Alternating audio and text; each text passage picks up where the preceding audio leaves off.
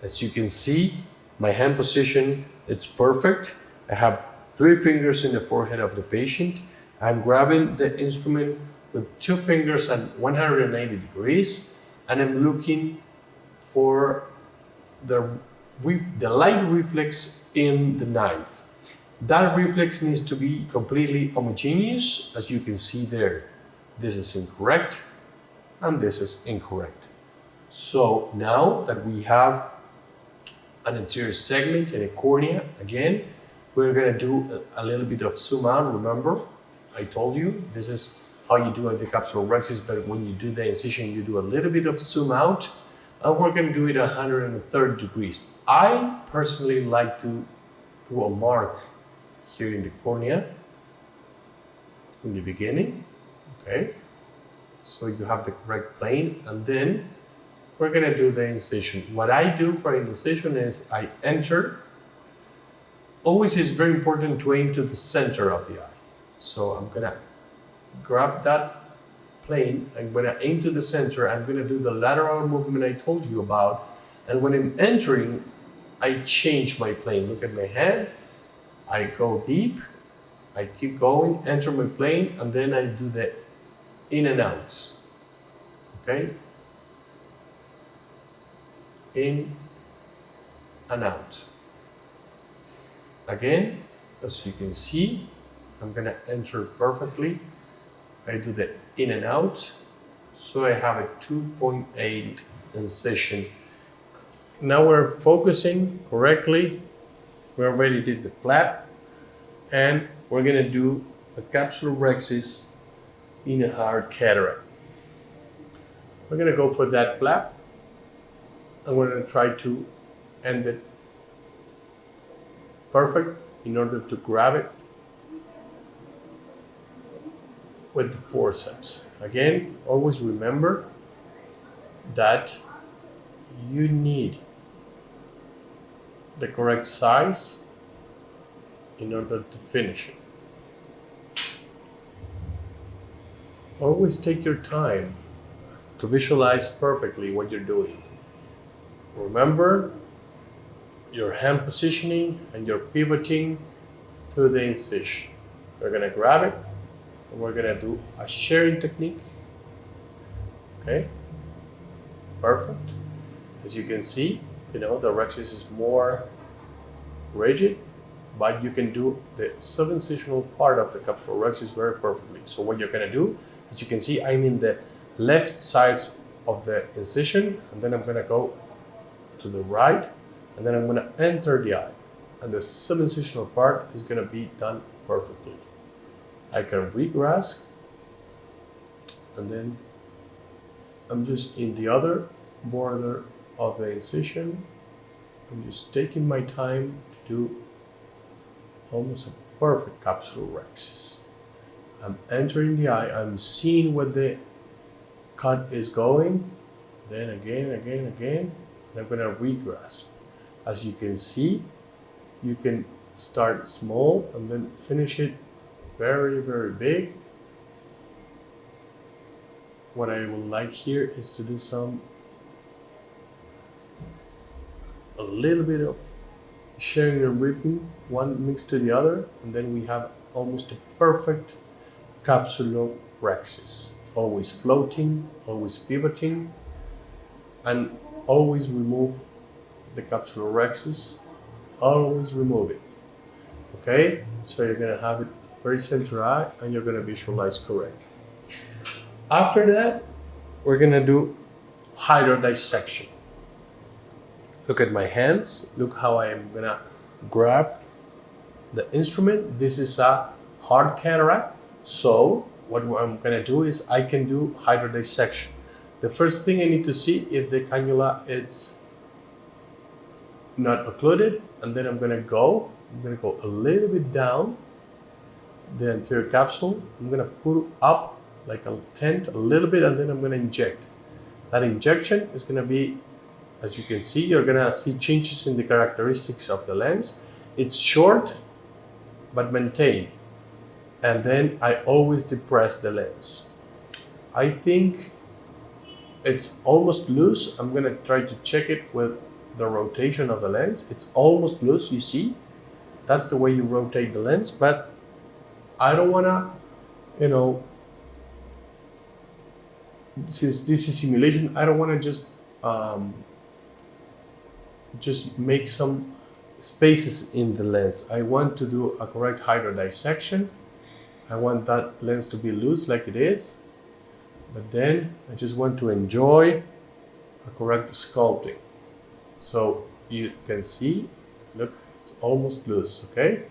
Again, the hydrodissection looks like this. I'm gonna fixate my left hand. I'm gonna inject with my right one.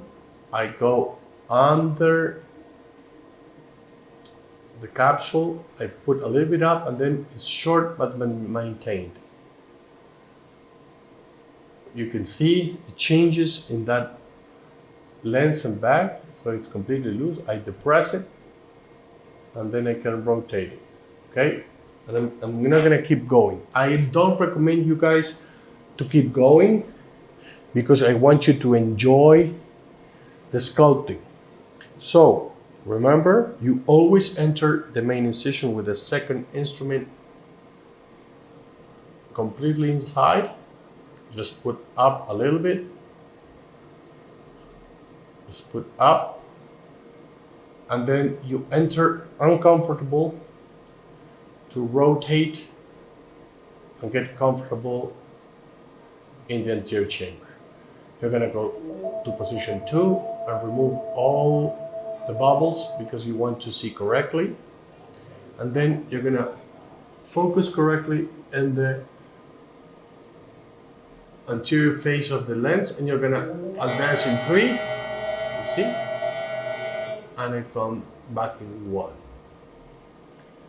Remove the bubbles. Remove the bubbles. Perfect. You go in 3. And you come back in 1. You see how you are start seeing how the characteristics of the sculpt. So what you want is an homogeneous depth, but you need to be careful of the posterior capsule. That is why I want it deep in the middle, but I don't want that deep in the periphery. So we're gonna put the second instrument inside the eye, right here. Okay, and we're gonna do the cracking maneuver. The 2 instruments are gonna go down, they're gonna face each other. I verticalize them, see my hands, and then I move to the sides. And you see the cracking perfectly. So I crack it so good that one of the fragments wants to come into the anterior capsule. So now we can rotate that lens very smoothly. See how good it rotates. And now what we can do is we can do another sculpting. Remember, I go in 3, come back in 1, go in 3, come back in 1, go in 3, come back in 1, and then you can divide it. You need to take your time, and you need to always see what you're doing. Okay, go in 3, go back in 1, and then we can go to quadrant removal to do Phaco. This is very, very important. Look, I go in position 2, I bring it to the center, and then with a lot of efficiency, always doing ultrasound when the point is occluded. 2, 3, 2, 3. Okay, take your time. We can remove the second instrument, and we can dry the cornea. It's very important for you to dry it to see perfectly and see how amazingly behaves. 2, 2, 3, and I just make, you know, the fluidics to do the job. Look how great it rotates. I strongly recommend you to, you know, to train yourself to rotate the lens. Very good. It's not easy. It looks good. It looks easy, but then you need to do it. Then you have another fragment here. You see how I bring it in position 2 and you're listening to the machine? And then I do position 1? Good. And now, since we are here, it's not the main lesson, but you can always try to improve a little bit. And you can do some chopping, or at least start focusing on how to do the maneuver. And since you have a half of the lens, you can go to the lens in position 2.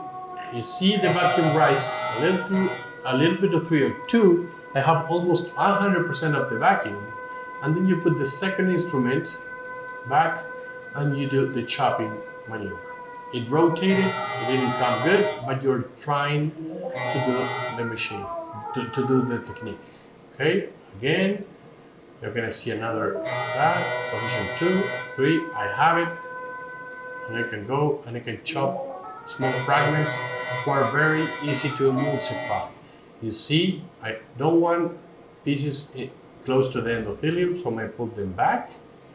I go in position 2, a little bit of 3, 2, and this is the chopping maneuver.